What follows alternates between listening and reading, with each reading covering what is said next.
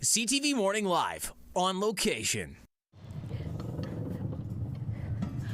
I'm at Heritage Park now in the Roundhouse, and we are giving you an example of what you can experience at Railway Days this weekend here at Heritage Park. I'm joined by Selwyn with some help and Claire now to tell us more. Hi, Claire. Hello. So let's get off.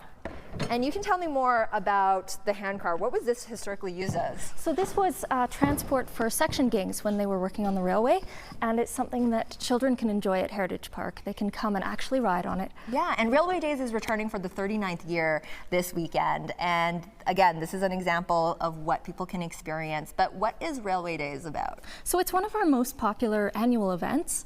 It's been at Heritage Park for a long time, and it's a promotion of a lot of our railway artifacts, our rolling stock, and it's a great opportunity for families to come and experience sort of the behind the scenes of a historic railway. Mm-hmm. Is there anything new this year? So what we have this year is, for the first time, we're showing off our new diesel electric locomotive. It's the first new locomotive we have acquired in 50 years at the park. And there's some work being done on it to get it back restored and operational, but for now, during this weekend, people can come and take a look. They can tour the cab, so they can go right up in the locomotive. What else is happening? So we have a lot of different programming for this event. We have popular things like our turntable demonstrations. We're bringing back our hobo camp. We'll have steam demonstrations, and we have railway modelers coming to promote their displays. And CPKC is sponsoring this event this year, but they have a long-standing history in railway here in Canada. They do. So they were involved with the building of the first transcontinental railroad across the country, and they also have a long history with the park. They were one of the pivotal sponsors in getting our railway operational here.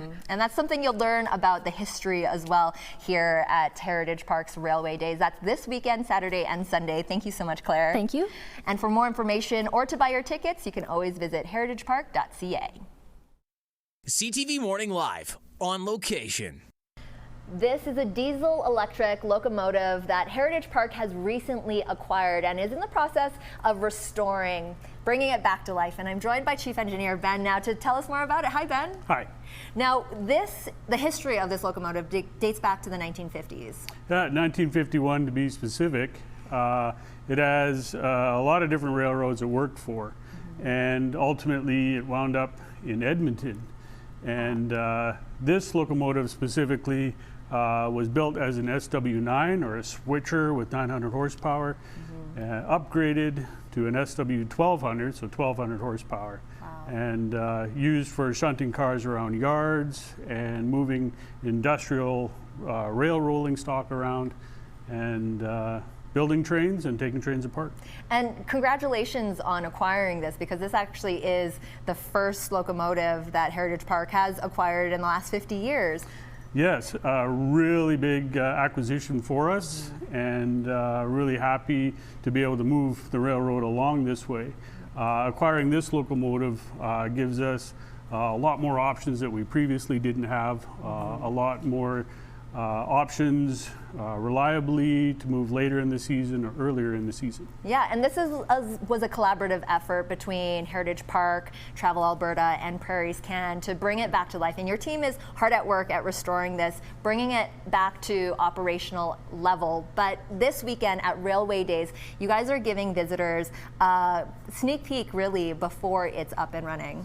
Yeah, up close and personal, in the cab, look at the controls, see what the engineer does, talk to an engineer, and get some first-hand experience on what it's like to operate one of these. That's fantastic. You'll want to get up close and personal with Ben and his team. Thank you so much. My pleasure. Of course, Railway Days this weekend, Saturday and Sunday. For more information or to buy your tickets, you can always visit heritagepark.ca. CTV Morning Live, on location. I'm at the Telegraph office here at Heritage Park, and this is something you'll be able to explore and discover for yourself during Railway Days this weekend at the Historic Village. And I'm joined now by Larry to tell us a little bit more about the Telegraph office. Hi. Hi. Now, this is a original telegraph office. It's the original station that was originally in Midnapore. It was moved here in 1964 to as one of the first buildings of the park. It was originally built about 1910, and operated for maybe 6 or 7 years until World War I, and then it was closed. And the building sat in Midnapore until 1964.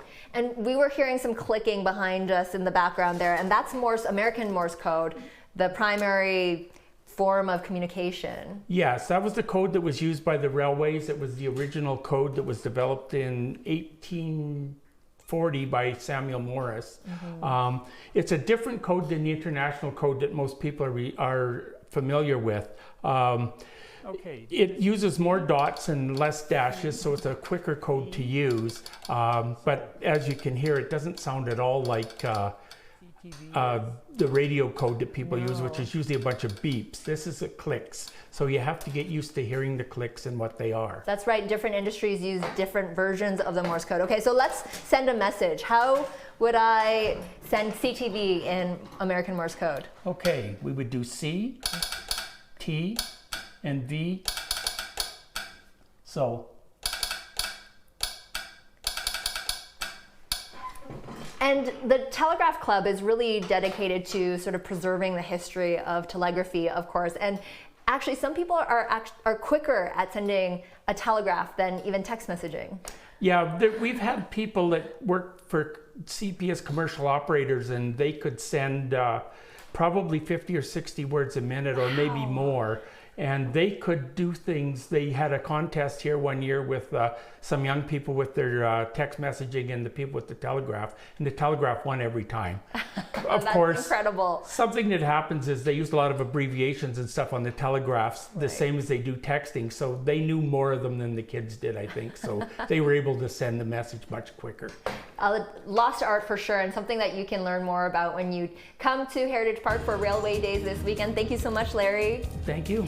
Of course, for more information and to buy your tickets, you can visit heritagepark.ca.